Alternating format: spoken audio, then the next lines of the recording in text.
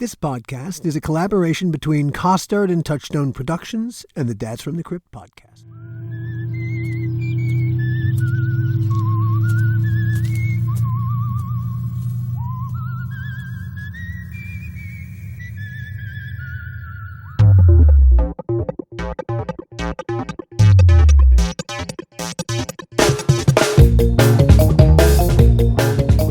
Hello and welcome to another episode of the How Not to Make a Movie podcast. I'm Alan Katz.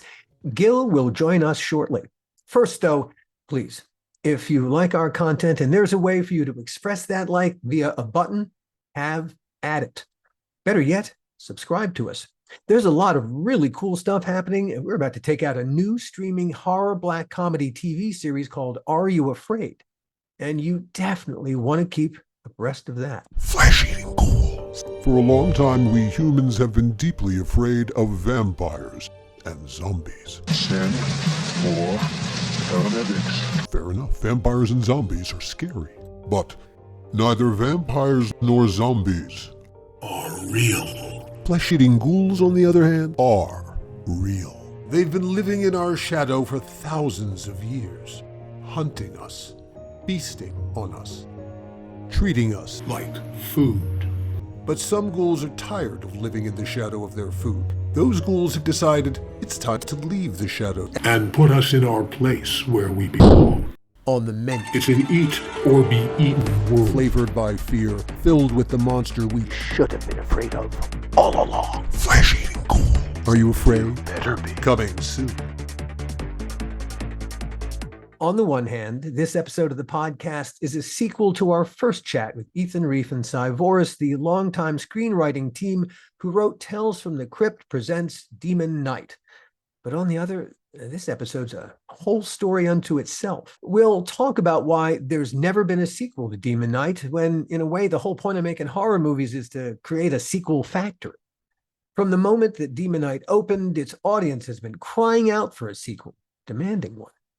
Up until this episode of the podcast, if you'd have asked me, will there ever be a sequel to Demon Knight? I'd have given you the same answer we've given for 30 years come January. Well, it's complicated, but no, there will never be a sequel to Demon Knight. Whether times have changed or circumstances have, I'd like to withdraw that no and replace it with a, all things being equal, there could be a sequel to Demon Knight.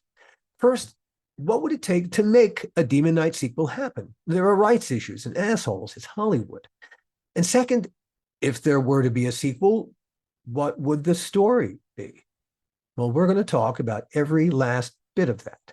And we'll talk about how Cy and Ethan's love of Hong Kong action movies put them in a room at DreamWorks. DreamWorks owned 3 words, Kung Fu Panda, but couldn't figure out what the movie was until Cy and Ethan walked in the room and laid it out for them. And we'll talk about Cy and Ethan's considerable TV of including Brimstone and Nightfall. Still, as you'll see and hear, we've only just scratched the surface with Ethan and Cy. There's so much more to talk about. But first, I was watching a prison escape movie from like the 60s last night. that's the voice of Cy VORIS. Like a Nazi camp escape. You were watching The Great Escape? And the voice of Ethan REIFF. No, I was watching a more obscure movie called Password. The Password is Courage with Bogart. But it's shocking what all these people got away with in the camps, like the Americans and the British with like secret radios and stuff. And I know it's all documented. And I was thinking, is the only way they could have gotten away with this is because they didn't have like cameras and microphones. They didn't have security apparatus in those days. It's like, these guys are like literally building ham radios and digging tunnels under the noses of like. They got away with it most of the time. And then when the German jailers called like spot inspections, most of the time stuff got found and they got punished. And then they started from scratch building stuff. I read the book, the memoir, the wartime memoir that movie's based on, which is an incredible book. I've never seen the movie. The biggest thing in the book is when he literally purposefully sneaks into a concentration camp because they've heard rumors that there's like a Jewish British prisoner or Canadian prisoner who's being held in a concentration camp instead of a POW camp because he's a Jew, and he literally breaks into the concentration camp. And if I remember correctly, in the real story, he can't find the guy. And it blows his mind, the conditions and the circumstances. Yes, and in fact, in reality, the real guy that Dirk Bogarde plays in this British. I'm telling you, I read the book. I know. I'm saying I did some more research. He actually testified at Nuremberg. Oh, yeah. He was a guy, because everybody else was like from the camps that had been liberated. He was a guy who actually went real time because he snuck in. He saw the conditions at the camp when it happened. Now, this movie was apparently a hit in Britain in the 60s, but very mixed reviews, controversial, because it's a very lighthearted, not to be Hogan's Heroes element. And because and now you look back and say, here's a guy who like freed Jews from a concentration camp and I don't think he freed anybody. Oh, he did. He did. He did. He did. Yes, he did. Because what they did is they took out. I don't know if I don't remember that from the real story. I just did the research. What they did is they took dead bodies of French and Polish prisoners and then took their passports and ID and clothes and gave them to Jewish prisoners to sneak the Jewish prisoners out. But the point is that they made this very light prison escape movie. And the real story is this guy was in Auschwitz and helped people. So even in he was there for hours or days, not for years. Oh, but he helped people escape. He's an incredible hero. I'm just saying. And apparently, there was an Auschwitz sequence in the last 10 minutes of the movie that they cut out because people were like, you can't suddenly put. So when I asked you my question, you buried the lead, which is there is no concentration camp element in the movie. No, you just did your own research after watching the movie. Yes. In your head, it melded into one thing. And when I specifically said, is that element, which is the most memorable element for me of reading the guy's wartime memoir in the movie, you launched into telling us about the real story of him. Exactly, but here's not one shot in the movie that you saw. Yes, but here's why it adds up, because there was. I didn't say it doesn't add up. It just doesn't add up as a response to my specific. I am responding, which is that there was a concentration camp sequence in the movie. But you didn't see it because it wasn't in the movie back in. I know, but I'm telling you, they filmed it and they cut it out. Because people were like, you can't put Auschwitz in the last 5 minutes of this movie. That's interesting for this conversation, but it has nothing to do with answering my simple question that I started out asking. So let me ask Alan a question. I don't want to interrupt you guys. Alan, you want to go for coffee? We can just hang on, side. We can take over the podcast and just argue about this movie for an hour and a half. Oh my God, please. It's interesting that it was turned into a generally lighthearted prison, a POW, World War II POW camp movie, because the memoir that I read that the guy actually wrote was not lighthearted at all. I mean, it has its moments, almost like most combat soldier or Marine or airman or Coast Guardsman or whatever memoirs of bits of dark humor, but it was a pretty serious, grim story. So this film adaptation took some serious tonal liberties. Is that what you're saying? I mean, I don't know. I would say I haven't seen the movie, but it sounds like it struck a different tone. I'm sure there were still life or death stakes, and like Sai said, it isn't as extreme as Hogan's Heroes, but it sounds like it is a different tone. Which there's nothing inherently wrong with that. It's just interesting. I realized how did we get on this thread? Because we're talking about surveillance technology in 2020. Oh yeah, because you were saying it was so lighthearted and fun, and the German authorities didn't know while they were building all these secret communications equipment, and if they had modern technology like these guys have to record their podcast. Exactly, we bring it all back around. There you go. It's a circuitous route, but we do get there eventually. And so here we are. By way of circuitous routes, here we are. Well, what is it? 5 minutes later? Yeah, you're gonna cut all that out, right, Al? That's If you listen to the last time that we all sat down, no, no, I well, why that's would your I? prerogative. That's your prerogative. Oh my God! To me, this is all gold. Hey, is that a Bordello of Blood poster on the wall behind you, Alan? It is. Cool. One that has taken much abuse. Yeah, it's Notice I don't have one hanging behind me. Yeah, no, mine sat for a very long time in a garage, in the back part of a garage, and I didn't give a fuck what happened to it. Oh, there you go. That's interesting. So like it literally, as you did your own like healing from whatever negative aspects of that experience, that poster is like the physical manifestation of the trauma and the healing. And now Yes. I would never have known that it had been in a damp, mildewed corner of a garage or dusty corner of a garage, because it looks proudly good on the wall. You know, proudly displayed on the wall. If you were standing here in the office and you looked at it, you go, "Oh my God!" Yeah, it is. Well, Yeah, the blood is real blood. Yes, it is. Those are real spatters. Anyway, so I'm so glad that you guys agreed to continue our conversation, because we did not really, we just scratched the surface. We got to that boring story about Demon Knight and left out so much of life outside and after Demon Knight. Demon Knight helped. Demon Knight was really our breakthrough to the studio level, you know. And actually, our first still sort of must exist. Like people must go from, you know, doing cell phone movies or straight to streaming movies to being hired for an assignment or selling something original to the movie studios that remain. And actually, yes, our first studio writing job, we were hired by the Universal executive on Demon Knight, Nina. Oh my God, I'm blanking her name. Nina Jacobson. Nina Jacobson, who went on to work at Amblin. And a big producer. She became a huge DreamWorks. producer. Yeah, a huge producer. She hired us from Demon Knight and to become a huge producer, to write a movie for her for Universal that never got made, but it was great. That was like, oh, we got our first actual studio job, you know, where here's an idea, you pitch something, they said that's great, they pay you to write it. It was like, wow.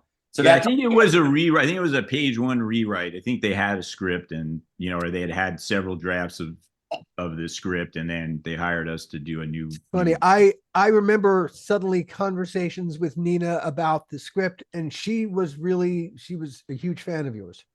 Oh, no, she was great. That makes perfect sense. She really was. Also, what was important about Demon Knight, ironically, is when we started getting into television, because we had written Demon Knight, everybody wanted us to create a horror show. Because initially we had done, because the X-Files had broken and that was big. Here, alas, we froze for a second. Cy was telling the story of taking something other than a horror movie pitch into a studio pitch where a horror movie was expected. Yeah, that's great. But you guys worked on the Tales of the Crypt movie. We want a horror series from you guys. And so after a while, if enough people tell you you're drunk, you're probably drunk. So we were sort of like, well, are we crazy? We should come up with a horror show. Mm-hmm. And that was our first, that ironically was our first television project. Yeah, that's sort of true. Brimstone. That's sort of true. If you dig a little further below the surface, it was several years later. And because of Demon Knight, we had done a bunch of other feature horror assignments, actually. So we had like a list of credits that would precede us when we would show up on this first attempt to sell our first TV pitch, which, like Cy says, was a kind of like a Mission Impossible action thriller. But this certainly got you all that you had heft, you had legitimacy in the eyes of the executives. Well, we had enough heft and legitimacy to be able to go, and you know, the doors would be open to hear our pitch, but we would pitch the show, and what they would say to us was, Yeah, that violates one of the fundamental tenets of network television, which is no foreign content. Which was back in the day. This is like 1997 or 98. And I remember I would say to them, my response was, well, but if you boil down the essence, this show that we're pitching you to its essence, it's basically a bunch of Americans in white hats going overseas to kick the ass of a bunch of various different foreigners in black hats. Does that really violate the tenets of network? And they were like, yeah, it's just about people don't like to go overseas. The answer is in the late 90s, it did violate all the television. Yeah. And rules. so then they would, like Cy says, it wasn't really about Demon Knight. It was about, oh, you guys, you did this thing, Demon Knight, you did, we had sold this other big script called Slayer. You did, whatchamacallit, you did a draft, a version of, the latest version of Freddy versus Jason. Had we done that? Had we done that point? Yes, we had racked up a ton of horror credits. And also this other project that was made,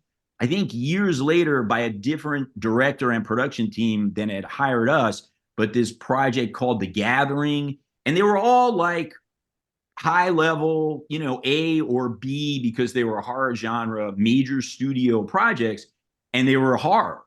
And so, like Cy says, they looked at that, and what had happened was, I mean, maybe, I don't know, did you just mention this? I don't think so. Like the Scream aspect. Can I go back? Can I go back half a step? Because but Cy mentioned X-Files, I think, and maybe, I don't know if you mentioned Buffy the Vampire Slayer was another big one, and then the last thing was Scream had just come out, and as you guys know as well as anybody, the horror genre had basically been MIA, bordering on dead, until Scream came out, and then everybody wanted horror. And so we went into all these meetings, like Cy said, we gave them our pitch. They were impressed by us, our credits, and even the way we pitched. But our pitch violated a fundamental tenet of network programming. And they said, like Cy just quoted, hey, we'd love to be in business with you guys if you come back with a horror show. And like he said, we literally, it was one day.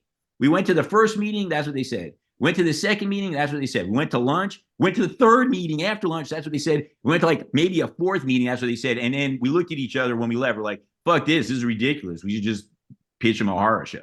Yeah. I do want to jump in and say that one of the things I always thought about, because Ethan says there was that period where horror, at least in mainstream studios, was sort of dead until Scream came out.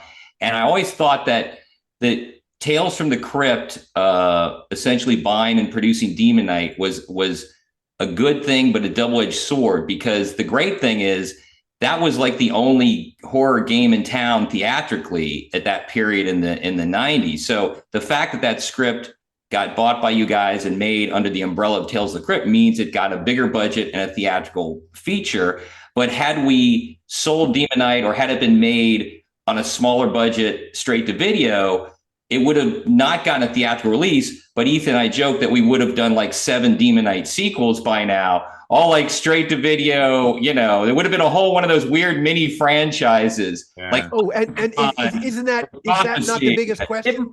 It might have gotten a small theatrical release at the start. I think most of those movies, if they were back then at a certain level, you know, if you think back to the genre films that got a limited theatrical release just in order to qualify for whatever the financial end of their video release was, you know, I think it would have got a small theatrical release, but it wouldn't have been anywhere near what we ended up, you know, how many theaters, and with the advertising budget that Demon Knight had with Tales from the Crypt, it wouldn't have been anything in the same. No, but there's a huge but, because of what happened and the way that the rights got tied.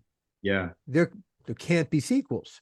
And that sucks, because this was a movie that had a whole mythology ready to explode. Yeah, I'll tell you, it's funny. Mythology. That reminds me of a kind of a cool story that I'm sure Cy will remember, which is like Cy's family, his parents, and my family, my parents, nobody had anything to do with the entertainment industry in any way, shape, or form, or specifically the movie business, or later for us the television business.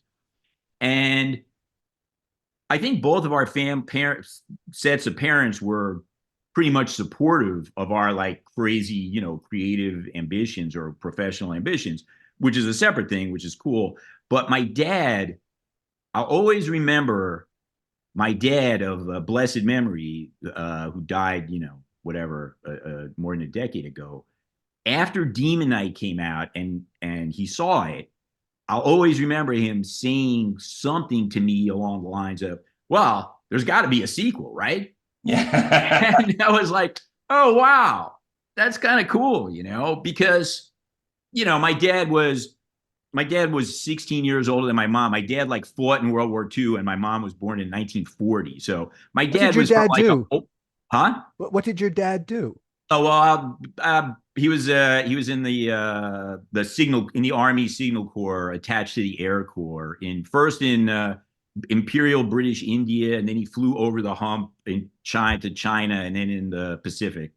Oh, wow, wow. Anyway, but the thing is, he was from like a different era of popular culture, and it wasn't like he was a dinosaur frozen in Benny Goodman past or something or whatever, but it always stuck with me and like touched my heart and soul, that my dad saw Demon Knight and was like, hey, when's the sequel coming out? They got to make a sequel, right?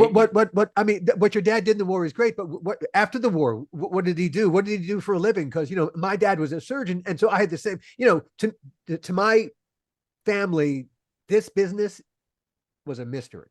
Oh, yeah. Yeah, there's an element of that. My dad's father owned and ran a ship's chandler shop on the South Street Seaport. So my dad grew up like being incredibly handy. He could like drive anything, sail any small craft, boat, fix anything, repair anything, whatever. And he ended up after the war, he basically became like a cabinet maker, and then he did like every different craft job in sort of carpentry and whatever, window treatments and things, different stuff. And then he ended up managing a lumber yard, actually, the biggest lumber yard in the Bronx, New York. Yeah. My favorite story about Ethan's dad relating to our careers is at one point we wrote a science fiction pilot with like aliens in it, and Ethan's dad described it crazy. You guys wrote a snakehead show. It's like, what? Yeah, a show with snakeheads. Alien guys with snakeheads. Yeah, I had pitched it to him. I think I pitched it to him, and he said, "Oh yeah, it's a snakehead show." Yeah, which was pretty accurate, actually. What did your dad do, Si? My dad was a social worker in Cincinnati, Ohio, working on the streets of Cincinnati, Ohio, in the ghettos of Cincinnati and Kentucky. So, and he would drag me around occasionally to work. So, yeah, he was a do-gooder for a while. Huh. He dragged him around so Si could see how the other half lived, which wasn't too far far away from how we were living at the time either. So, indeed, it's funny. I don't want to jump off, but I want to, because it's something I remember we were talking about Demon Knight sequels. Ethan and I actually came up with two. This will be interesting for Didn't you talk about this in the last podcast? No, I don't think we did. We came up with two Demon Knight sequels. The first one was basically taking Geraldine and slightly flipping the script, whereas the first one was set in the abandoned hotel church in the middle of nowhere. This was going to be totally urban. It was going to be in so Geraldine is chased to a sort of burnout neighborhood in like the Bronx or Cleveland or Bed-Stuyvesant, Brooklyn. Yeah, right. And basically it was a housing project. And you had the characters, instead of being in the hotel, it was all the characters that lived in this like low rent housing project that were going to be the characters that the collector was trying to seduce and face off the demons. So that was the Demon Knight 2. And then the third one, I don't know the mechanism for it, but I know the idea was that Geraldine was going to team up with other demon knights from the history, from the lineage of demon knights. So we could potentially bring back Bill Sadler as Breaker. There would be like a medieval guy. There would be a guy, so there would be different demon knights to do sort of the final all-out battle against the Collector and his minions. Of course, the other thing that you guys know as well as we do from all our many years unto decades in the industry is that if Demon Knight had been made as a low-budget, straight-to-video, with or without limited theatrical release initially version of the movie, and then when it was time to make the sequels, we could well have been fired off the sequels and replaced, or even never even hired on the sequels, because it's not like, even though you guys did that to us, not to backtrack to that whole story. Oh, but why not? That's what happens most of the time, as we know, so. Oh, indeed. So really, there's no guarantee, unless we had also been like the directors or producers of the first version. There's no guarantee that it would have been like such a smooth path creatively, even despite whatever, budgetary challenges there were. But have you ever explored where the rights lie? Well, okay, this is funny. I literally had a conversation with Ethan about this. We do have underlying, well, let's just put it this way. When the copyright law expired, right now, the rights lie in the crypt with the crypt keeper. Yes. Okay, but in after 35 years, so in about 7 years, Ethan and I and Mark Bishop, I believe, get the rights back to the underlying material, which was the screenplay. And I know there was some separation of rights issue because when there was the Demon Knight novelization done at the time of the movie, they made a mistake. They dropped the ball and they didn't give us our explicitly written and signed off on right of first refusal to write the novelization, which was in the contract. So they had to pay us like a penalty and maybe the fee on top of that, whatever. It wasn't a ton of money, but at least, right. The point was that it wasn't malicious. They assumed, it's Tales from the Crypt, so it must be adapted from the comic books. We already have the rights to it, because the people who were licensing it and the people who were handling novelization didn't know any better. So that's where the thing is. So we already had a bit of a separation of rights triumph in that sense. So I do believe if we're still around in 7 years, we all might be able to make some sort of Demon Knight sequel. We just can't have the Crypt Keeper in it. So there you go. Because I've been asked a number of times about Demon Knight and about a sequel and a remake and all that. And I've always said, well, I don't know who controls the rights. I don't know if it's still with the partners or if they had to give it to Warner Brothers when they got the distribution. And I said, wouldn't it have been, or you mean because not to Universal for distribution, or I'm sorry, not to Universal? I'm sorry, Universal. Yeah, Universal. I think they're with Universal, but maybe they're with the partners. Or with like I says, right. I guess 7 years down the line, the original screenplay underlying rights, which, like he says, we know are separated or will be separated, then come back to us. So who knows? If we're all still around, there's a long-awaited Demon Knight sequel. So because there is a huge audience out there that has been hankering and hungering for a sequel, I think they'll still be there, and there's hope. Hope springs eternal. That blood will get refilled from that. We wrote I was going to say we worked on a project with Will Smith a few years ago, and Jada Pinkett was somehow involved creatively or whatever, and it was pretty funny because we said, "Hey, we wrote Demon Knight," and she was sort of like, I mean, it's, again, Jada Pinkett was involved she was there at like a couple of the meetings with us, and she couldn't talk because she was on vocal rest. So that was the second time.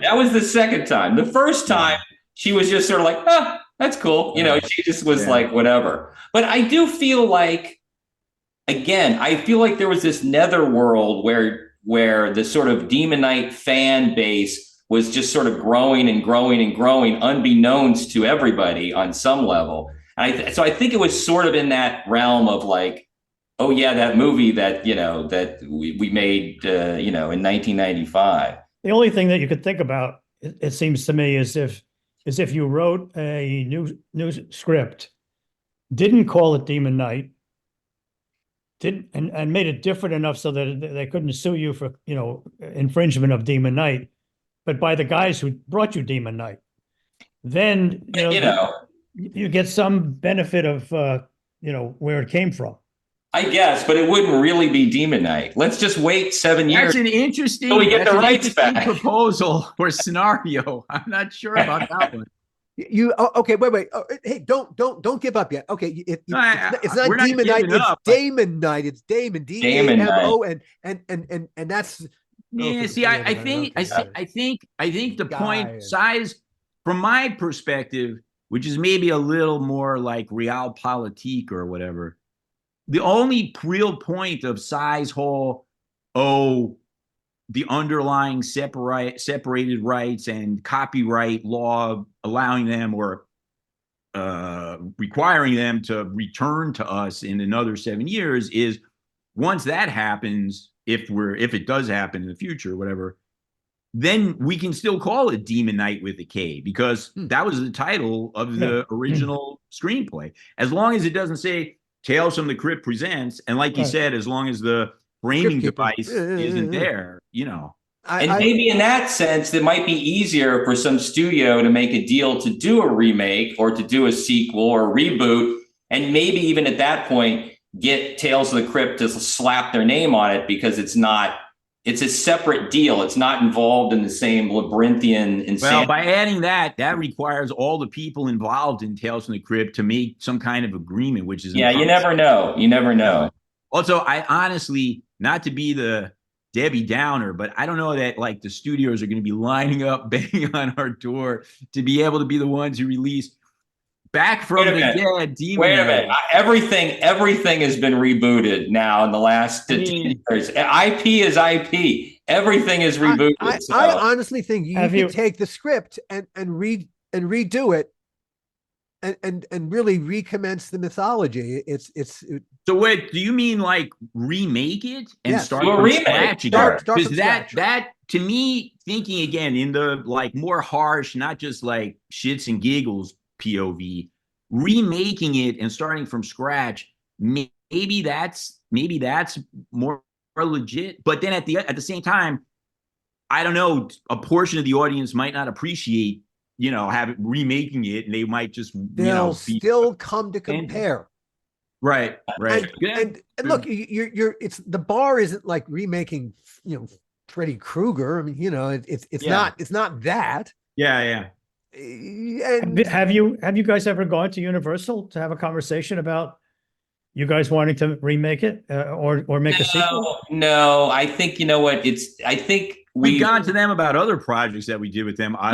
We never did that. Because we were still moving forward actively with our careers, I think, at this stage. And also really the whole sort of Demon Knight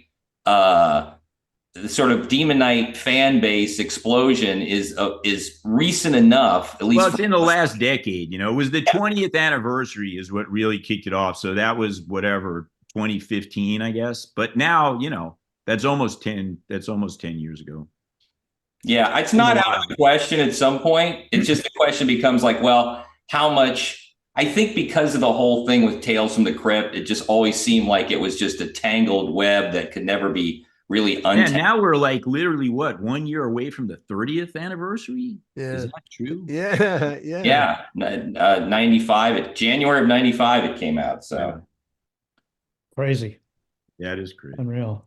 And we're all still alive. Even crazier.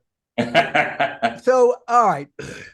What hath Demon Knight wrought? So suddenly, Brimstone? Yes, ironically, I think because we didn't really feel, for reasons explained ad nauseum in the last podcast, we didn't really feel that much ownership of the final product of Demon Knight. When Ethan and I did Brimstone, which was another supernatural show that had to do with the devil and God and mankind and all this stuff, we actually we restole our the method of killing demons from Demon Knight, which is, you know, blowing out the windows to the souls, the eyes.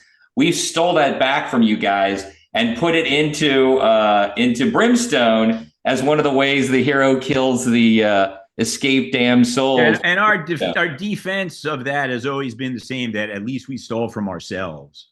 Yeah, exactly. If you can't steal from yourself, who can you steal from? Did anyone ever point that out? Not really. Not in the. No, not really. At that time, Demon Knight was not. I mean, Demon Knight is not really like a pop cultural phenomenon. So I guess the one good thing about that is we didn't have to, you know, be called on the carpet by all the authorities as we were. But okay, let's talk about those authorities, because the horror community, the authorities are really thorough, and but no, that's a different set of authorities, Alan. I'm talking about the studio and network authorities at Warner Brothers Television and I ain't talking about Fox them. TV, huh? Yeah. No, I wasn't talking about them. People it was brought up occasionally. Remember when that show came on, it was literally like the dawn/infancy of the internet. And I remember being on some version of like a fan chat room or something, like when we were on the air, and trying, because the studio had like encouraged us to engage with that stuff. It was literally in its infancy, it's embryonic, whatever. And there was at least one, maybe two or three, you know, individuals out in the world of horror fandom who said, "Oh, is that, you know, that's like, you know, in Demon Knight," and it was us. So again, we didn't shy away. We weren't ashamed of taking one detail that we had, you know, put into another story and putting it into this one, because the stories were very different. They had to overlap. They had, you know, they shared certain elements, and maybe a certain sensibility, but they were very, very different stories. Why would you not borrow from yourselves? There you go. There you go. From your lips to the cinema and TV God's ear. Borrow from the best. Holy shit! You know, there were a number of you know, during the heyday of the Broadway musical in the 20s and 30s, you know, certain songs would go from show to show to show. Circling back to my dad. Yeah. My dad came back from World War II, and actually in between coming back from World War II and sort of marrying my mom and, you know, starting our family or whatever, he actually went to Israel for a year right after the War of Independence. And at the time, he went with a kind of in secret with a bunch of young, you know, World War II veteran American Jews in the Northeast, and the Jewish women who they married. They all got married, and then they went as a group, ostensibly to like France, but really to Israel. And then when they got to Israel, he and his wife ended up on a kibbutz up near Syria and Lebanon. And he was there for 1 year. And like I said before, he was an incredibly handy guy. He could build anything, repair anything.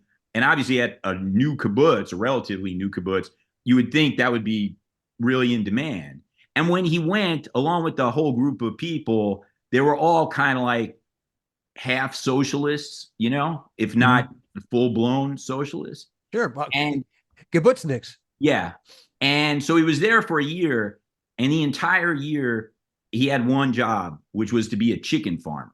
Even though there was stuff that he saw, in his opinion, not being built or repaired the way it should have been. And, you know, he tried to, you know, offer his help or whatever. And they were like, just do what you're told and go far, you know, take care of the chickens. And after a year of being a chicken farmer, he was like, I'm done with this. I'm going back to the Bronx. So back to the Bronx. Back to the Bronx. And so he left with his wife, and they actually got divorced. So that was my father's sort of like previous marriage. And it also, from my perspective, it cured him of the illness of socialism. So I would drink to that. You know, just going back for a second, just to put some perspective into this, when you were talking earlier about pitching and people wanted you to do a certain thing. They wanted you to do horror because you had a success in horror. To add a little perspective, when we were doing Tales from the Crypt, I was looking at directors from all over the world and came upon one director, and I really liked his little movie. And I went to the partners and said, we should let him do a Tales. And he was, what? Who? What?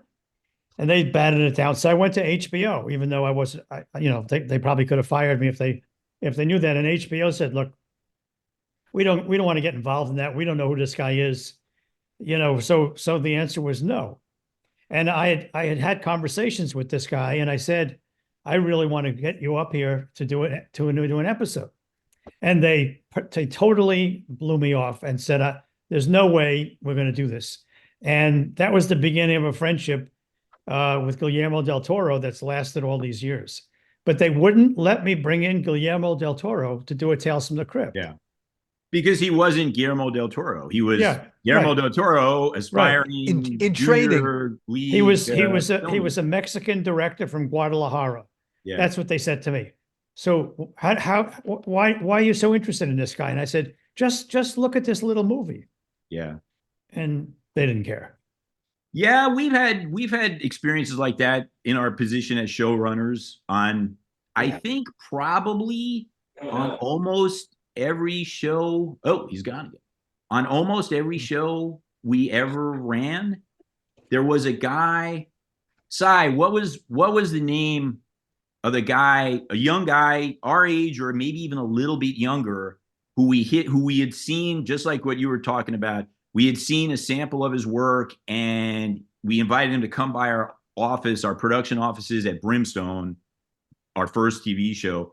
And we hit it off with him, and he brought us some action figures, which was kind of hilarious. You remember who I'm talking about, don't you? Vaguely. And he went on. No, Gil was just telling a story about it. I heard Gil's story. So wait, who? Yeah. He went on to do. He went on to be a pretty successful director. Wait, what did he do? What else did he do? Are you kidding? You usually tell me all the stuff he does. You're the guy who stayed in touch with him. Are you kidding? From Brimstone, the guy who came by the office, who we wanted to hire as an episodic director, and Warner Brothers said, "No way, he doesn't have any experience." I'm blanking out. He'll remain nameless, but he really did become a big shot director. I thought you were going to tell Scorsese. No. It's not. I thought you were going to tell, and this is not Demon Knight or Brimstone or Tales from Crypt related. I thought you were going to say that when Ethan and I lived in New York before I came out here, and then Ethan came out here, we started hanging out in Chinatown and watching all these Hong Kong movies in the 80s. And where this is where you could see them is in New York, Chinatown. So we would see all the John Woo movies, the Choi Hart movies, the Jackie Chan movies. Ringo Lam. And early on, when we came out here, we kept pushing, even for these straight to video movies, we kept pushing John, like, you got to hire this John Woo guy. He's amazing. He's incredible. And similar to Gil's thing, we're like, are you crazy? Some guy from China? Forget, that's nuts, And then fast forward to a few years later, and literally we get a phone call from Brian Whitten, who, Joel's assistant at the time, working the Crypt, he says, I got Joel Silver, I got Stallone, and I got Wesley Snipes in the car, and I'm in Alhambra at some Chinese video store. What movie should I rent? I said, I know you guys are the experts on these movies. So, and that the irony is that sort of there's another anecdote connected to that, which always stuck with me, where we were hired to do some moderate budgeted action movie, to write it or rewrite it or whatever. And we were in the office of the guy who was like the head of development at the production company, a small studio. And when it got like greenlit, we said to him, like, listen, you've got to consider these directors, because nobody knows about them, and they're all incredibly talented. There's like Cy said, it was like John Woo and Ringo Lam. Those are the two guys whose sensibility, whose like cinematic styles seemed to us the easiest, most seamless to transition to a straightforward American filmmaking, right? Because one of the things that made those Hong Kong movies that Cy and I became huge fans of so amazing was the way they mixed up and cross-pollinated genres. And even, you know, that would not necessarily translate so seamlessly to the American filmmaking world. But John Woo and Ringo Lam, their style was the closest thing to kind of a straightforward American action filmmaking, you know, very, very high quality action filmmaking sensibility. So we gave him these two names, and we even gave him like lists of movies to watch, or like 1 or 2 movies for each director to watch to convince him. And he had the answer that I just quoted of like, that's crazy. What do you guys from China or whatever? And what happened was we went back to that exact same guy's office like 2 or 3 years later, just on the rounds of pitching a new project, or they wanted to talk to us about an assignment. And I don't think even though I'm more of like the confrontational SOB guy, it just made a mental note of it. He had, at that point, he had like a giant killer poster. John Woo, the Killer. That was kind of the John Woo's breakthrough Hong Kong movie that became kind of a cause célèbre around the world with you know, cinephiles and filmmakers or whatever, and sort of like thrust him into the limelight for being hired in Hollywood or wherever else in the world. And he had a poster, a giant poster. Yeah, 2-3 years later. Like, yeah, dude. Yeah. Now it was cool. You realize we told you about this guy like 3 years ago, and you said we were crazy. Hired him on one of your $2 million fucking movies. And actually, $5 million movie. And the ultimate punchline. Well, I didn't say that. I just, you know, thought it. Well, the ultimate punchline is we got to work with John Woo years later. We wrote a action comedy called Bulletproof Monk. Well, we only wrote it because they hired us. They brought us in. Yeah. But my point is, John Woo was the producer on that, and even that was a crazy, convoluted Hollywood story because we had somehow we had gotten a meeting with John Woo's producing partner, Terrence Chang. And he was really impressed by us because we knew all of John Woo's movies back and forward, and we had done some stuff. We had some street cred. And he said that I think John Woo had broken out in American films. And I think he was shooting Broken Arrow with Travolta, but it hadn't come out yet. But he really loved working with Travolta. And John Woo's dream was to have a project that would team Chow Yun-fat from the Hong Kong movies with John Travolta. And Ethan and I went back, and like literally like probably later that day, we called Terrence Chang and said, we got a great movie. We got a perfect John Travolta, Chow Yun-fat movie. We pitched it to Terrence Chang. He loved it. He pitched it to John Woo. John loved it. Ethan and I go into our first, like at that point, the biggest Hollywood meeting of our careers, because now we're going to William Morris to meet with John Travolta's agent. John Travolta is going to be on speakerphone from location. And we're going to pitch him this movie because he loves working with John Woo, and we have this project, and everybody's into this. And a couple things. We were William Morris clients at the time, so it was our agents brought us. You know, right before we go into the meeting, our agent leans over to us and says, "Now the guy you got to get on board is John Woo's is John Travolta's producing partner, his manager, producing partner." You got to get him on board because Travolta will do anything he says. And if he says something weird during the pitch, don't let it throw you. He's got Tourette's. So, and then boom, this is right before we have to go in and do the pitch. This is a true story, Al. Fucking hilarious. Oh, but okay, so that's a great setup. Holy. So we get through the pitch. It's the guy's a little shaky. But you forget we went in. And the agent, because it was in Travolta's William Morris super agent's office, and he got Travolta on the phone. And Travolta was on the phone. And Travolta was literally on the phone for like to do a kind of a meet and greet, you know, hello, and then say goodbye.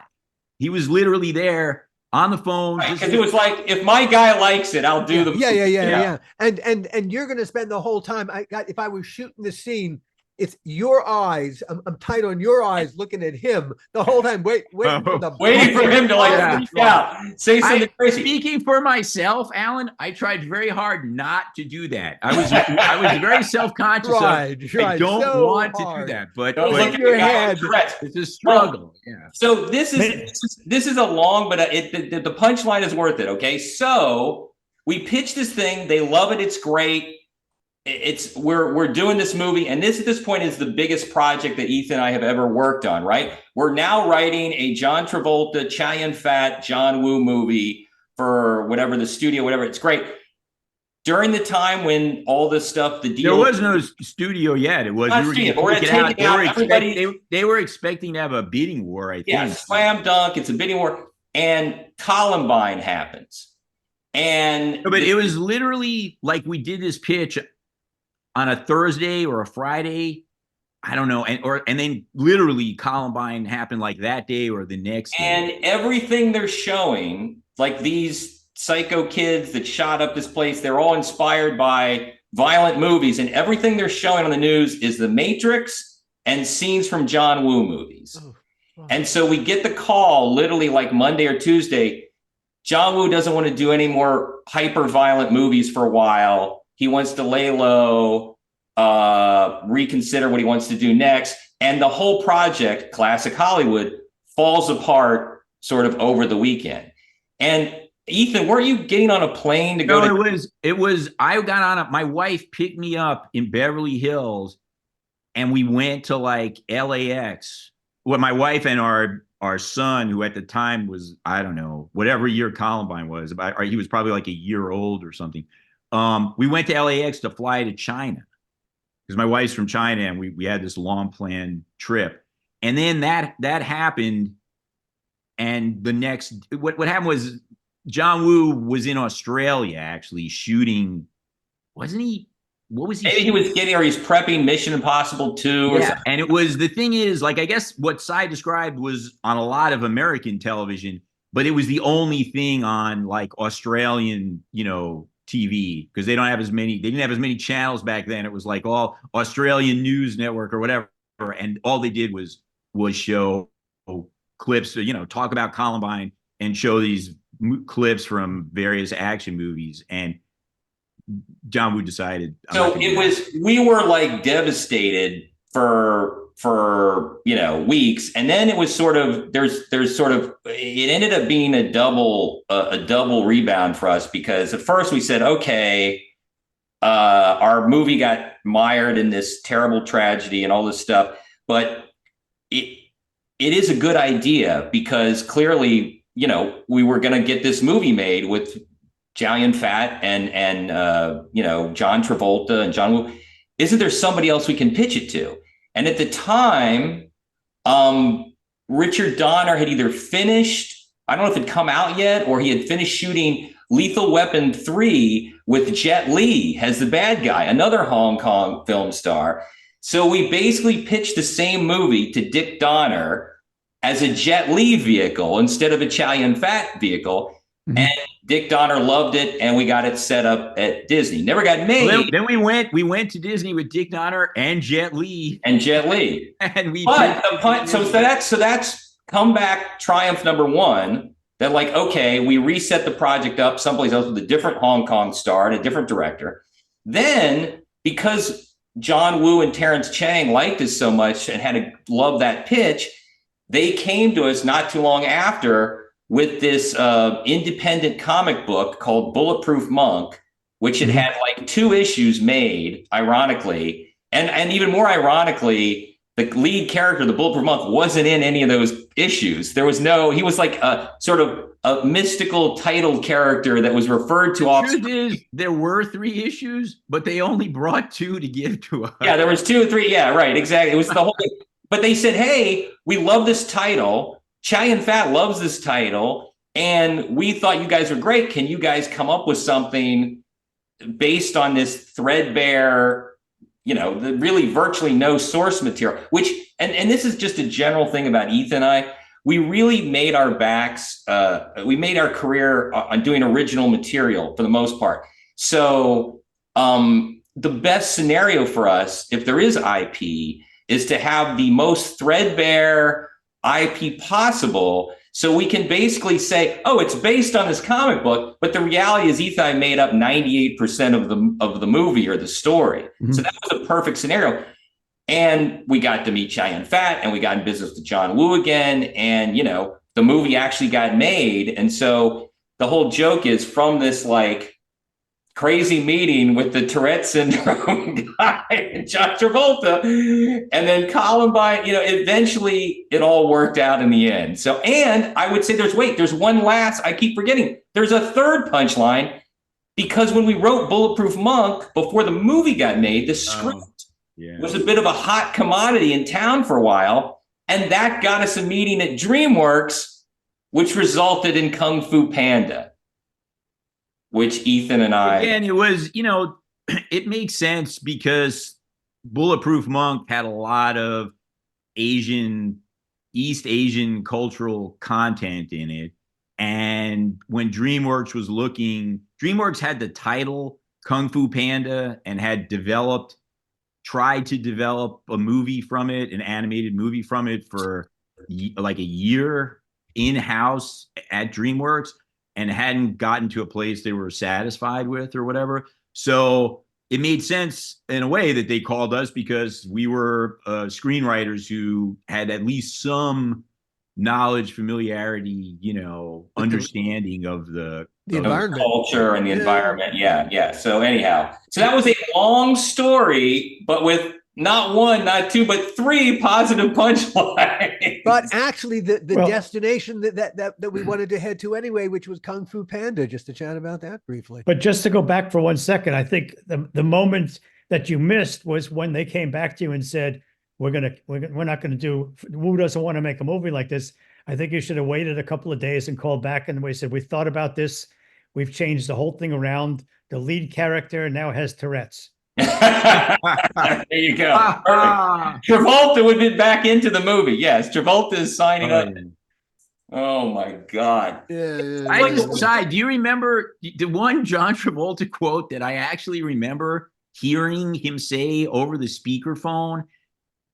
His agent at his like giant, you know, desk introduced everybody was in the room to him. Right. And I don't know, there had to be close to 9 people in the room from various, you know, sources or whatever. And I just remember John Travolta saying like, everybody's there for me.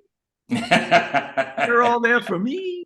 You know, typical movie star, charming, self-deprecating, but sort of letting you know that he's the most important person in the room. It's an ultimate humble brag, you know. You guys are all there for me. I remember when we worked with Will Smith. Will Smith would come into the meetings with a T-shirt that said El Jefe, the boss, and like, you know, he didn't really say, and he was charming and cool because he didn't have to say anything because it's like he's El Jefe. Yeah. Okay. Well, Kung Fu Panda, you know, we've talked about this more recently a lot. It's. I think that, not to get into the gory details, I think the fact is that again, Ethan had been in China. His wife is Chinese. You know, before the 80s, when we saw these Hong Kong movies in Chinatown, I used to love Kung Fu movies when I was a kid. Would go to the local grindhouse. The equivalent, yes, the Cincinnati, Ohio, which is a very conservative suburban city, does have, especially in the 70s, does have really, you know, bad neighborhoods with like rundown theaters that would show all these Kung Fu movies. And I would go see these movies when I was, not too young, maybe like junior high school. So like we had a love of this material. And the thing that I always remembered is that DreamWorks, for some reason, they kept trying to, the inspiration for the movie kept being like these Japanese Kurosawa movies. And Ethan and I sort of were like, these aren't kung fu movies you guys are ripping off. This is like, and we love, I mean, speaking for myself, and I think Yeah, for Scott also, Kurosawa's we great, love but Kurosawa it's like- samurai films and other. it's apples and oranges, you know, it's apples and oranges. It So just didn't exactly compute, you know. and I think that the thing they is, had literally compiled this huge binder of like reference material in-house at DreamWorks for Kung Fu Panda. But all the wrong references. Well, somewhat.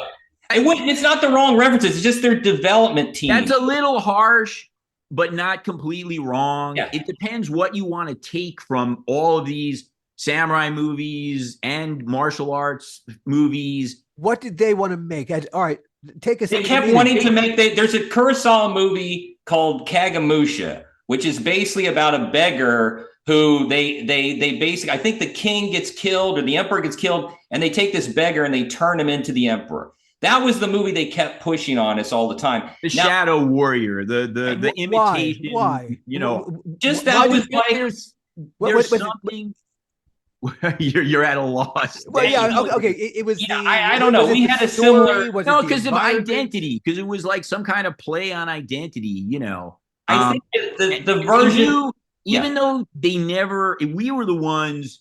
It may seem very obvious, but we were the ones who were like the most unlikely hero. You know, because a fat panda is not what you think of as a martial arts hero. Or, you know, kick-ass martial artist. The big inspiration for us they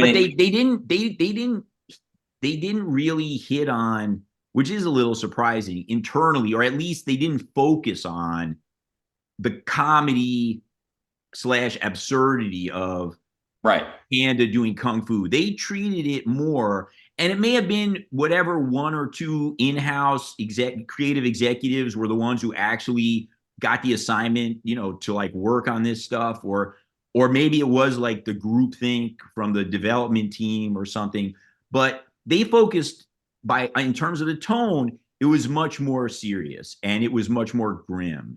And there was something to life or death, high stakes in the story. That's a good thing. That Cy and I thought was a good thing. But in terms of the tone and how much fun you should just intrinsically have with a kung fu martial arts hero who's a panda, they hadn't really like hit on that. The two big inspirations for Ethan and I, one was there's an old school like late 70s Jackie Chan movie. I think it's like The Young Master, or maybe it's The First Drunken Master. And the thing is, he's basically the janitor at the kung fu school, saying he's the biggest fan. He idolizes all these kung fu stars, but he's like nobody, right? He's the janitor. Here's the weird thing to me. They had really conceptually, they had 3 words, right?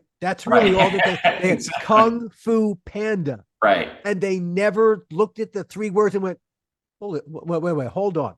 I mean, really, it's the most obvious thing, isn't it? Again, everything's obvious in retrospect. I wouldn't be that harsh, only because I think the reason, whether it was conscious or subconscious, the reason that project got onto the development slate there is because, again, consciously or subconsciously, the people who made those decisions knew on some level, Kung Fu Panda, wow. That's a funny idea. And I've always said, we didn't come up with that title, and just those 3 words, it's like brilliant. It's just amazing, you know. You're making a fair point, Ethan, in this, and it's kind of, we have all gotten studio notes from, and the thing about notes, whenever we get them, is often, all right, what the person giving the note is after actually might be a good point. They're just not able to articulate it the way that would be the shortest distance between 2 points. Right. And that often is the fight that we are having.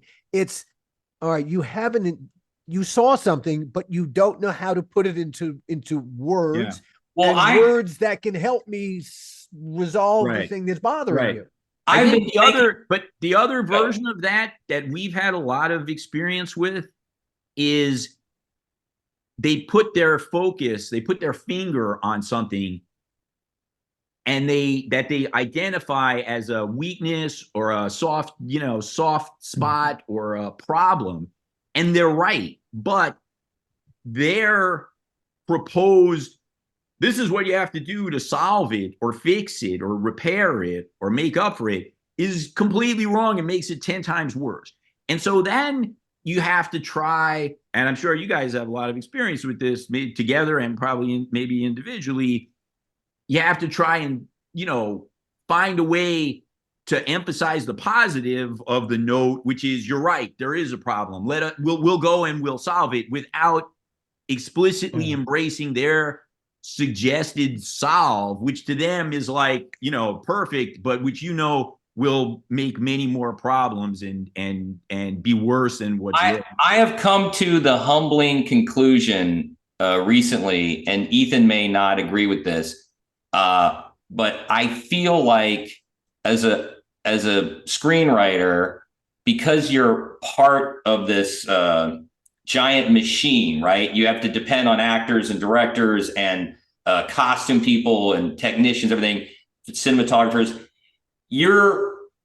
I feel like we're only as good as our collaborators. Meaning, if you have a shitty director, no matter how great your script is, a shitty director can fuck up a movie. I remember one of our first Hollywood scripts, we wrote this really cool, elaborate action set piece set in an abandoned construction site.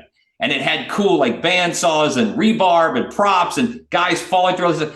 And the director, who was a lazy fuck, was like, I'm going to shoot this in a warehouse with some boxes. And it was like, what?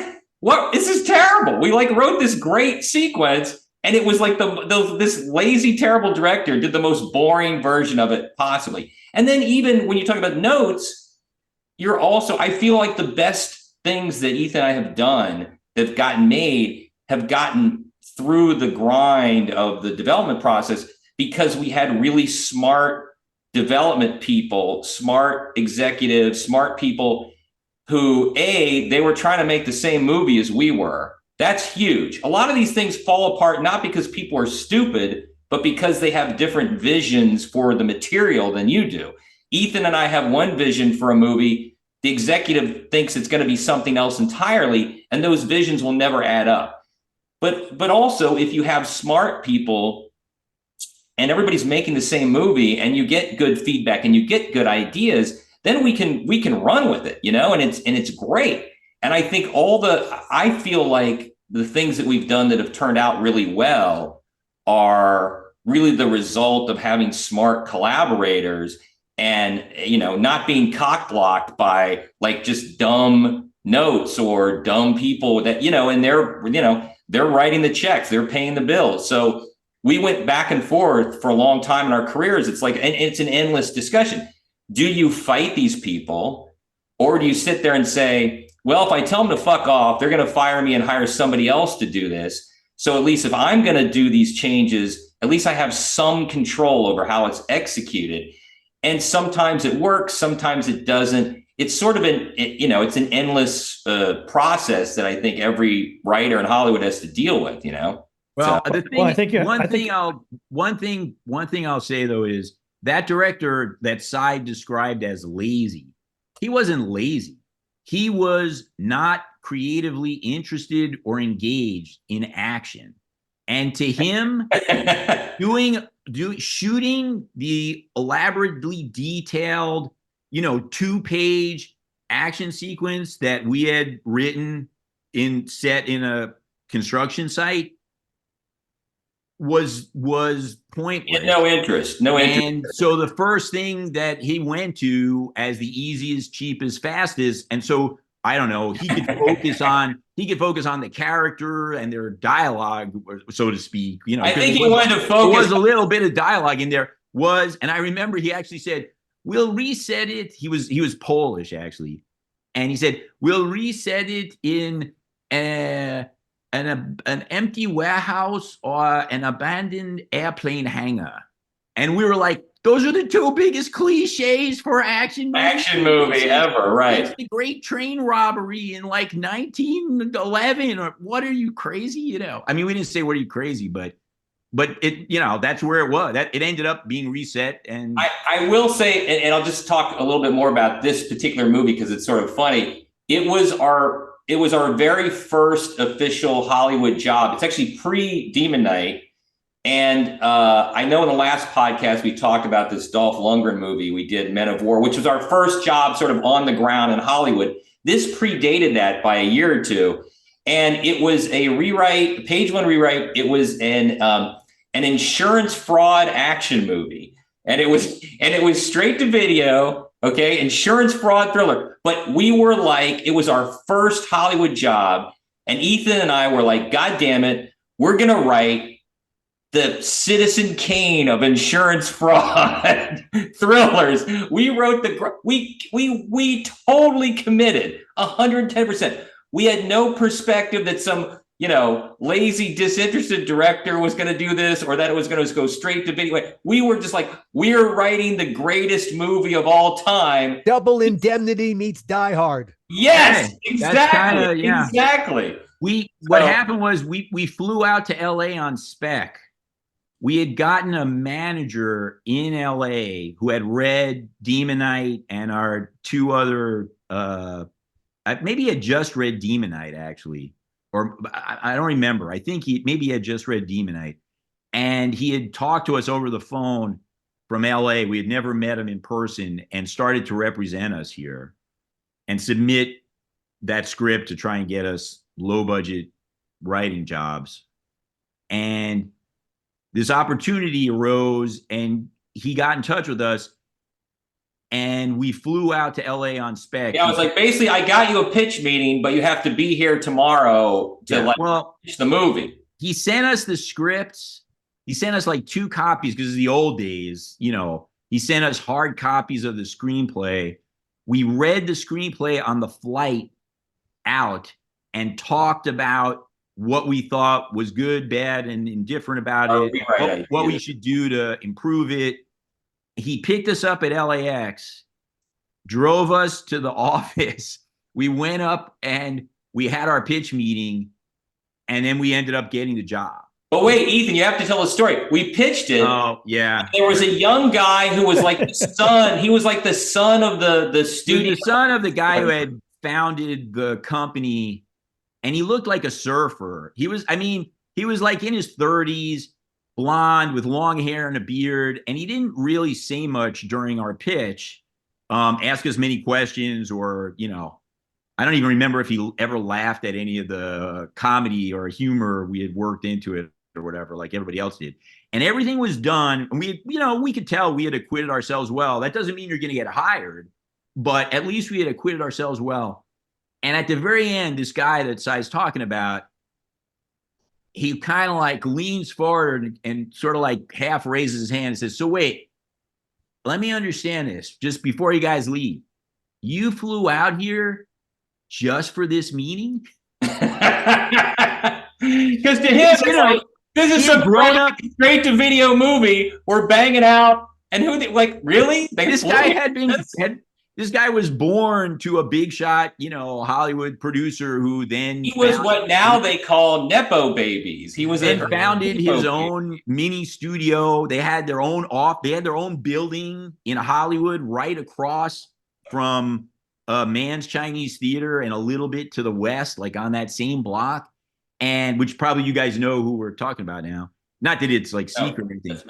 And just the idea that we had paid for plane tickets out of our own pockets to come to Los Angeles, to go to that conference room and do our dog and pony show for him and his colleagues, just for this crappy, in his mind, low budget, nothing, you know, project.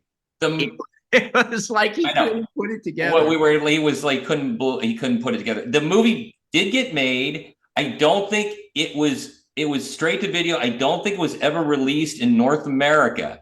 We got a DVD copy. Theatrically, yeah, and it was not No, I don't think it was no released in North America in any form. The DVD copy, yes, the DVD copy have it is like a Region 12 UK or the Philippines. It starred Robert Davi, and they spelled my name wrong in the credits. I forgot that part, man. Then this is the days when you had 100%.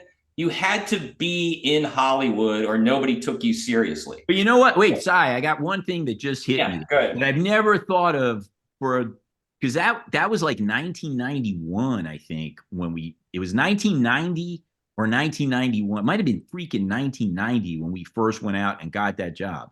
So that's literally like whatever, 34 years ago. Yeah.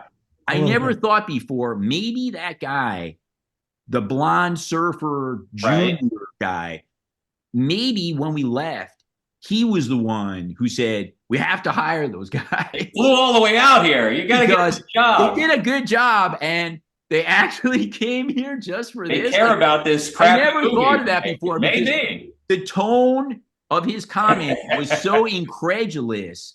It was low key. He wasn't like, what a bunch of idiots. He was just like, you guys actually flew out. No, I know. It was amazing. For this. Well, And he I respected never your connected it commitment. as possibly being positive in the after we left. It's true. But I was maybe, gonna say, maybe he's the reason we got that job. So then we went back to New York, and because we weren't out here, nothing happened for forever, right? For another year. Then we came out again.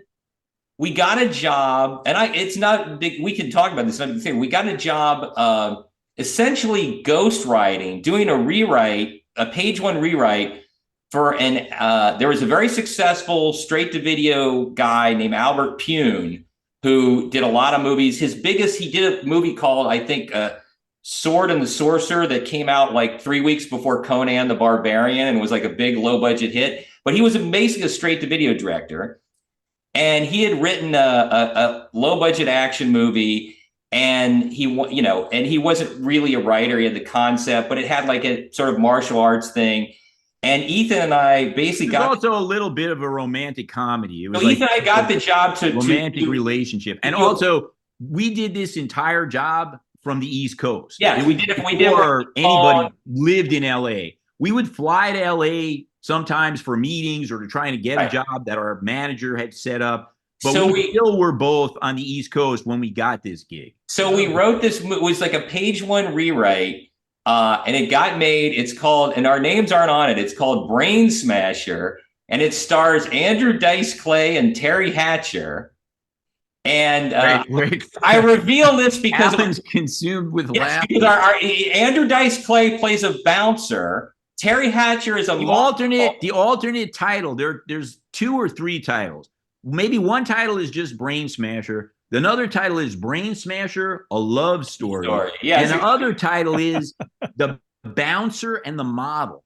Yes, The Bouncer or The Bouncer and the Beauty. And so Andrew Dice... We didn't come up with any of the titles. Andrew Dice Clay is a bouncer. Terry Hatcher is a model. And somehow they get involved with a mystical Chinese flower and because Terry Hatcher, the model's older sister, is an archaeologist, and she comes back. Batshit crazy, batshit crazy, but it's fun. And I remember again the cultural thing, talking about like the authenticity that Ethan would bring. There was a thing in the script where there were these they were being pursued by ninjas, but they were from China. So Ethan and I put a running gag into the movie where everybody thinks the bad guys are ninjas, and the bad guys keep saying, "We're not ninjas. Ninjas are Japanese. We're Chinese." You know, it was like we made it a whole gag in the movie. So to this day, the only thing I know about this movie in retrospect is that I was in the bookstore and I saw Andrew Dice Clay had written a memoir, an autobiography. And there's actually a whole chapter on Brain Smasher. Mostly he claims that he had a torrid affair with Terry Hatcher on the set of Brain Smasher because they shot it in Seattle. So I don't know. It's a memorable movie for that reason for Andrew Dice Clay, at least. So it's the closest thing in terms of tone It's the closest thing we ever wrote to like it's a mad, mad, mad, mad world. Yes. Now, don't get me wrong. I think It's a Mad, Mad, Mad, Mad World is one of the greatest films ever made. Right. Like if I was trapped on a desert island and I got to have like 3 or 4 movies or something, that would probably be one of the movies I would bring with me. It's funny you bring that up, Ethan. But I'm not intimating that Brain Smasher is anywhere in the same league as that movie. I'm just saying in terms of tone and sensibility. One last thing I'll say, that was something we brought to it, I would say. Right. We literally got paid the checks. Yeah. Literally the checks stamped on the checks were in lieu of credit. Because we weren't going to go to the Writers Guild. There was no, it was like a total ghost writing job. Our manager, we were already paid the actual fee for the rewrites, for the page 1 rewrite. That was not a lot of money, but it was money. And then the director, Albert Pune, I think he saw the finished film and he thought it was not bad at all, you know. And he really wanted to have the credit just say written and directed by me, by him, right? And so our manager called us and basically, I don't want to say strong arm because we were consenting adults, but I still remember, I can't remember how I agreed to this because it was, if I tell you the sum of cash in the checks that Cy got one and I got one for identical amounts of money, and this is in like probably 1993, maybe, I don't know, maybe 1994, I don't know, or maybe 1992, whatever. It was literally fucking pennies. It was $500 fucking dollars a piece. And I didn't want to say yes because we had actually gotten from the company, they had sent us the rough cut. The dailies. They sent us the rough cut. Yeah. And we had watched the rough cut with a bunch of like Cy's apartment. He held like a screening or something. We had like tons of friends. It was the Citizen Kane of Andrew Dice Clay versus the action movies. The rough cut was shockingly good. The finished movie, I would say, actually wasn't quite as good, but that's neither here nor there. And the idea of taking even though we were both relatively lower class people at the time, we did not desperate at the time. But I mean, we could feed ourselves. You know, there might be like a lot of ramen noodles or whatever, but we were not starving. And the idea of taking $500 in place of this work, having our names on something that I was at least a little bit proud of at that time. And I just remember our manager basically saying, because I don't think at least for me, I didn't acquiesce in the first conversation. But like by the third conversation, it was like, if you guys don't agree to this, it's going to be really hard. You guys, you know, I don't know that he actually said like. No, I think it was like Ethan. The way Joe Silver said to you. No, Ethan. It was more like, you don't want credit on this movie. Trust me. Oh, really? Yeah, that's what he said to you. Andrew Dice Clay was on his way down, and it was like, trust me, this is nothing you guys want credit on. It's not going to help your careers. Take the money. Yeah. And let me ask you a question. And this is probably the most important question for this event. Did the manager insist on taking his 10%? I don't remember. That's a good question. That's a great question. Oh man, you're literally like the Borscht Belt punchline machine. I don't remember. Oh my God, probably. But I mean, you know, that's only right.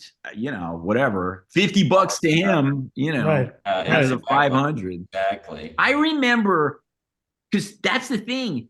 I wish for a long time I might still have it somewhere, but it might be in a basement in Brooklyn, or maybe it's in a box of storage paperwork that I have, where it literally on the fucking check stub it says payment in lieu of credit. Thing, yes. I mean, we weren't members of the Writers Guild at the time yet, I don't think. So it was legal, whatever. But I just remember thinking, like, that's incredible, you know. Al, you were saying something about the desert island. I don't remember what you were. Yeah, yeah. You know, what I've decided as we've been having this conversation is that this is not part one of two. This is part one of many. We could go on and on. This collective group of people could go on and on and on. So rather than find an end point, there is no end point to the conversation. So it's something that we do occasionally with people who we have on. It's a 5x2. Okay, if you were stuck in either a desert island or a pod that you're being shipped out to Mars and back.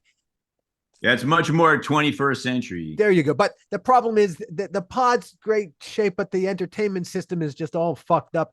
And 5 movies and 2 songs is all that they had space for. It's all the memory that's left. But 5 movies and 2 songs that you could watch and listen to again and again and again. Wow. 5's hard. I can do 3 off the top of my head. 5 is hard. Go for it.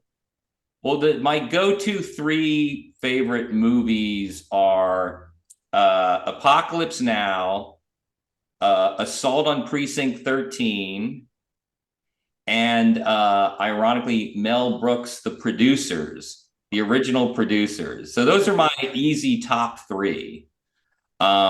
Beyond that, I don't know. It's a mishmash of dozens of crazy cool movies, but those are my top 3. Why those 3? I don't know. They had the most impact on me when I was young. You know, when I saw Apocalypse Now in the theater, I was probably 15 years old or something. And I was like, I couldn't watch TV for like 6 months because it was such a visually compelling movie with compelling themes. And then you go home in those days and put on television. It was these overlit sets with people talking. Like, I can't watch anything after I've seen this movie. It just blew my mind. Precinct 13, because it was like, it's action, it's funny, it's suspenseful. It was made for virtually nothing. And I think it was just when we talked before that was one of the inspirations for Demon Knight in terms of like, we can make a movie in one location that can be amazing. I just love Precinct 13. It's just really fun. The score is incredible. It's one of Carpenter's best scores. And The Producers, just because it's like the funniest movie ever.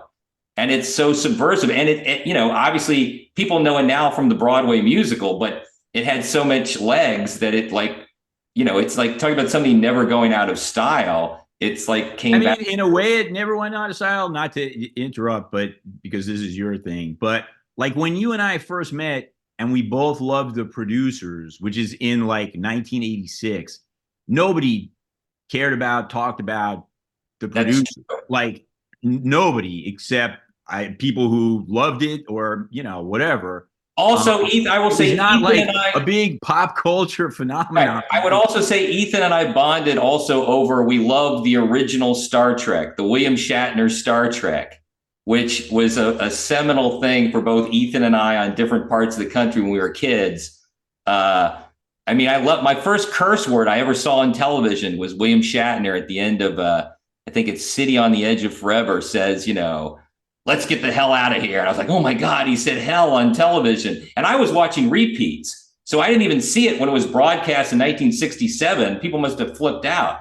But I know Ethan and I both love the original Star Trek also. What about you, Ethan? Another movie, not to launch into my answer to the. No. I'm saying another movie that we bonded over. I think before we even talked about The Producers was the Richard Lester Three Musketeers. Oh, that would be number 4, the Richard Lester Three Musketeers. Yeah. All right. So I guess I'll pick up from there. So the thing about that, I don't know. It's very hard to do 5 movies, like Cy said, or whatever, although he did 3 with no problem. I don't know if I would put the Richard Lester Three Musketeer movie in my top 5, but it had a huge impact on me as a kid seeing it because it was like action adventure with real world life or death stakes. It was also history. And to me, it was like gritty, realistic in my, boy's eyes boy who was obsessed with history. It was a gritty, more realistic version of history than I had seen on most of the movies, historical period pieces that I watched on TV or whatever. And it was fun, but it wasn't like there were no jokes. People didn't tell jokes for laughs, but there were even laugh out loud moments of humor. And it, like Cy was saying about Apocalypse Now, it was like visually striking and memorable, and it had its own style, and the music, again, the music was fantastic, right? So maybe I should put that in the top Your 5. top 3. Then you only have to name movies. It's not top. Okay. The host asked the question and he said 5. You're not the host. Okay. All right. Well, you can name 5. That's fine. Number's negotiable. But you could be the host. So wait a second. Yeah. So probably number 1 for me. And it actually bugged me after the last one of these that we did, that when you guys asked about like, what's a movie that, you always remember or was very important to you, that I didn't I said Gunga Din, which is one of my favorite movies and would probably have to be on that list, which is a very old movie from 1939. Cary Grant. Isn't that? Yeah. Cary Grant, Victor McLaughlin, Sam Jaffe as Gunga Din. Yep. I always identified with the villain, which is an Indian leader of Cult of Kali. Well, he says called. I'm trying to Indian leader of a religious political movement in India against the British Empire, and he's the guru. And at one point in the movie, heading into the big finale, when the 3 heroes have been captured by his forces, and they're in like a face-to-face confrontation with him, they may have actually taken him prisoner, and they're holding him, trying to negotiate with his army. And one of them, like either Cary Grant or Victor McLaughlin says, or the other guy says, Douglas Fairbanks, Jr. says, "You're mad." I think it's Victor McLaughlin. "You're mad." And then the mad guru sort of launches into this amazing monologue where he basically says, "I'm mad. They called Caesar mad. They called Alexander mad. And surely Napoleon. The maddest of the lot. You see what wisdom lies beneath my madness." And so that scene and that character and that movie had such an impact on me that my email address. Mad guru. Yeah, we shouldn't say that out loud here. Even though I know very few people are watching or listening. But there's still too many. There's a sequence of 15 numbers and letters and symbols out that's true. that are absolutely no one could possibly get. And also there's the specific. Ethan will be deluged with emails now. Anyway, so that, Sorry. Mad Guru is like a moniker that I took upon myself for whatever reason. Because even when I saw that movie the first time, and I was probably like, I don't know, 7 years old or something, there was something incredibly compelling and legitimate about the fact that this guy's the villain, but when he gets to have his say to the 3 heroes, he sounds like they're equal. And then he gives that speech, and then he says, "And I'm going to show you that you all love England. Well, I love India. India is my country, and I can die for it as heroically as you can die for yours." And then he jumps into a snake pit filled with deadly cobras. So, for whatever reason, to me, that was like a very, I don't know. It was you always want what Ethan learned from that you always want the villain, when the villain has their say. If you do your job well as a writer, you want the audience to go like, okay, I hate this guy, but he sort of has a point. You want to get that. You want that element of like, oh, okay, well, I know he's a bad guy and he's killing everybody, but yeah, okay, it's not. I mean, that's obviously that's boiling it down to a particular, essence or whatever. Ethan, two more movies. Oh yeah, no, I mean, that's the movie that I was talking about before that I felt bad I had not mentioned when I did mention Gunga Din is a movie that's probably even closer to my heart, which I actually saw in the theater when it was first released. And I think I was 10 years old because I'm pretty sure it's from 1975, which is The Wind and the Lion, written and directed by John Milius, which is a very odd, almost, it's not exactly a standalone genre of its own, but it sort of is. Action adventure. It's an action adventure movie. It's basically, okay, Sean Connery plays an Islamic extremist. Yeah, that's true. That's basically the way you could like pitch that movie, which is kind of amazing. But it's a period piece that takes a real historical incident and turns it into a Hollywood movie. Like, I'm the big history guy. The real historical incident has probably 25% to 50% overlap with the movie. In reality, the character that Candice Bergen in 1975, who's an incredibly beautiful, regal-looking a blonde woman, blonde, sort of like waspy blue blood, New England American character.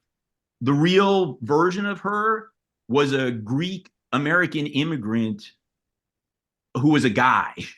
That's the biggest difference. So it's very different. The gender thing was a big difference. Yeah, it's very, very different. But I loved that movie. And, you know, I go back to that movie semi-regularly, and it always holds up for me. And the thing is, it has moments, even though it tells a very straightforward, serious drama about an international incident involving a Moroccan rebel kidnapping an American woman and her 2 kids and holding them for ransom, and gunboat diplomacy and military intervention, and the world in like 1905 on the brink of potentially World War I, which would really break out less than a decade later. And again, it's inspired by real incidents in Morocco. Even though it involves all of those high stakes, serious, historical, you know, drama issues, it's also got its moments of humor. And it also, I feel like, having read a lot of the stuff that was written back in the day when I was much younger and I cared about like film, a little bit about film criticism and cinema studies and stuff, I never saw this discussed, which is that I think The Wind and the Lion is simultaneous content and criticism, because there are moments in The Wind and the Lion when the writing, even though it stays, it never breaks the fourth wall and says like, oh, we're making a movie and this is what's odd or absurd about the story in the movie, or doesn't fit in with the world in 1975 from our story from 1905. Even though they never do that, they do sort of pop the air on the balloon of some of the sort of like, you know, stuffier elements that go along with the historical drama. There's this incredible moment at the White House where Teddy Roosevelt is having this big state dinner, and one of the guests at the state dinner is the Japanese ambassador, right? And John Huston plays John Hay, who was the Secretary of State at the time. And in the lead up to Brian Keith as Teddy Roosevelt giving his big like toast, John Huston leans over to the Japanese ambassador, who looks a little bit like a lean sumo wrestler in a you know, dress, you know, Western dress suit. He leans over to him and he picks up the silverware and taps it against the glass and says, "You likey knifey, likey forky," and puts the glass down, right? And then the scene goes on, and then Brian Keith as Teddy Roosevelt stands up, and then Brian Keith says something about being ready to cut the cake or something, but he gets cut off because the Japanese ambassador stands up and raises his glass of champagne and makes a toast and says, may the wind or the effect of Teddy Roosevelt in Panama, because they have this like Panama Canal cake, right? Be in Panama, be the same as the wind he has blown to Japan and Russia, because the Russo-Japanese War had just ended in a peace treaty negotiated by Teddy Roosevelt, which that's a historical aside. Be the same as the wind he has blown to the Far East, peace and respect and the triumph of goodwill. And Teddy Roosevelt's like, oh, and he claps and everybody claps. And then the Japanese ambassador sits back down and leans over to John Huston and goes, you like his speechy? And it's 1975. Great moment. It's 1975. And I mean, I was only 10 years old, but and that's not the only moment like that in the movie. But John Milius, didn't Chuck Milius also do a fair amount of work on Apocalypse Now script? Yeah, he wrote the original script. Yeah. I mean, he wrote the original screenplay. Yeah. He wrote the original screenplay and a bunch of rewrites, and then Michael Hare, who was the journalist who wrote Dispatches, like was hired to write the narration, voiceover narration. And Coppola did the rest of the stuff. Hey, wait, I have two songs. But hold on. Okay, but wait, I got to finish my movies, don't I? Yeah. I mean, all right, we'll come to your I'll just list songs, them right? without their impact. Okay. This is an old movie. You can't talk about your other movies in the detail that you No, talk. I just said I'll just list them without any elaboration. I would probably have to put It's a Wonderful Life on that list. Is a movie that I love. Is the only thing I'll say as elaboration is a much darker movie than people generally regard it as. Very dark. Think of it as a happy-go-lucky, joyful Christmas movie, and it's actually very, very dark. Although it has, it's certainly redemptive and cathartic, and has a arguably a very happy ending. It basically, it's built around a suicide attempt. Yeah, exactly. Yeah, there you go. So a deeper movie than, some people might give it credit for. At least gave it credit for at the time when I was watching it as a kid. And then what else? There's so much to choose from. Oh man. I mean, I did grow up watching a lot of foreign films, mostly on PBS, and probably I would put I might have to put the suspense. Yeah, I might have to put. Oh, you know what? I'll put Burn. Burn. A underrated known masterpiece, another historical period piece. So maybe I shouldn't put Burn. I should put something like Swept Away. But you can put Burn. I'll put Burn. Well, just because you don't like Swept Away, but that's an underrated Gilo Pontecorvo movie with Gilo Pontecorvo, the screenwriter. Yeah, with Brando in an underrated Brando performance. Yeah. I was gonna say, I know this. Here's a weird one. The movie I've seen more than any other movie. I've seen Jaws more than any other movie because it's my wife's favorite movie. And every year we have to, at 4th of July, go see or watch Jaws on television or see it on screen. So I've literally been married 30 years. So I've seen Jaws at least 30 times. I mean, I don't know how many times I saw it when it originally came out. I like Jaws, but it's not one of my favorite movies. But I've now officially seen Jaws more than any movie ever made. All right, I'm going to mention. I'm going to throw in one right there because it's a similar story.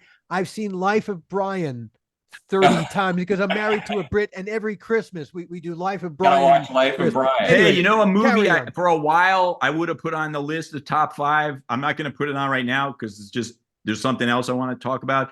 But what about Jabberwocky? Do you know Jabberwocky? Sure. Yeah, I love Jabberwocky, man. But all right, I think next I'm going to mention 2 titles which are recent for me, relatively much more recent than everything else I said, and they're both comedies, right? And they also fit into what Cy said about movies he's seen more than any other. I'm not saying I haven't seen these movies more than any other, but I love them, and I try to rewatch them with my kids who are old enough to enjoy both of them now, which are Little Miss Sunshine, and Tropic Thunder. Tropic Thunder for me may be the most entertaining running time, like consistently entertaining of almost any movie I've ever seen in my entire life. And again, I think Tropic Thunder qualifies as simultaneous content and criticism because even though it's a straight up comedy, the moments of straight up legit action movie power, for instance, one of the greatest. This is the last bit, which is, and also having lived in China and spent time in China, the subtitled Mandarin, what kind of farmer talks that way? A lead farmer, motherfucker, and then blasting away with the two AK-47s or M16s. I will say, to bring that moment is pure fucking cinematic. I will say Tropic Thunder is the comedy version of Apocalypse Now. I'll say that. It legitimately is, Yeah. Beautifully brought around. You want to throw in 2 songs, Si? No. It's okay. 2 songs. Well, I will, because I okay, if he does it, then I have to do it. Okay. I mean, that's a tough one, but I would probably say, God, man, that's tough. Like AC/DC, It's a Long Way to the Top if you want to rock and roll, which has the bagpipe solo, and Metallica, For Whom the Bell Tolls, which reveals me to be what I am, which is a old school metalhead. Boy. Yeah. So I'm gonna say, it's weird. There's no Motorhead or Misfits on that list, but there's only, if you're asking for 2 songs, those are probably. All right, I'm gonna go the opposite. I'm gonna go really old school. I'm gonna say a incredibly obscure Elvis Presley song called "Lonesome Cowboy," which I somehow a friend of mine had this single when I was a kid, and I listened to it endlessly. And it's this really haunting song. It's just Elvis and a guitar with sort of a male chorus that pops in occasionally. There's like virtually no orchestration at all.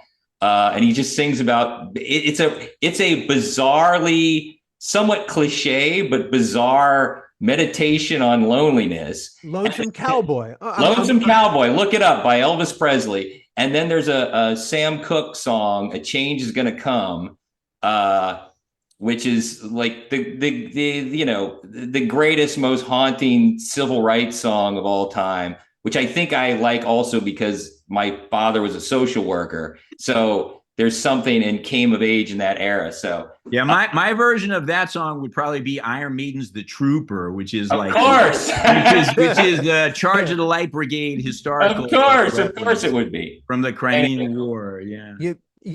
Guys, this is another 2 hours. We basically almost 2 hours we've done, and and I still feel like we've but scratched the surface. We haven't talked about process. No, we have not. We have not. We haven't talked about being writing partners. Yeah. We haven't talked about our Emmy and Golden Globe nominated series Sleeper Cell, and we haven't talked about our screenplay Nottingham that became the Russell Crowe, Ridley Scott Robin Hood movie, which was a crazy story in itself. So topic next time, you guys. So this will continue. This is a disease that will not go away. There's no you opened Pandora's box. I know you must regret it at this point, but you opened We're making up for the last 30 years. Come on. Indeed we are. Now I'm going to sign off to the podcast momentarily, but hang on, guys, because Gil and I have something I want to talk to you about. No, but we should do this next week. I got to go because I got a dog that's bladders about to burst. Okay. All right. So in that case, guys, thank you again for sitting in. Thank you everyone for tuning in as usual. We'll see you all next time.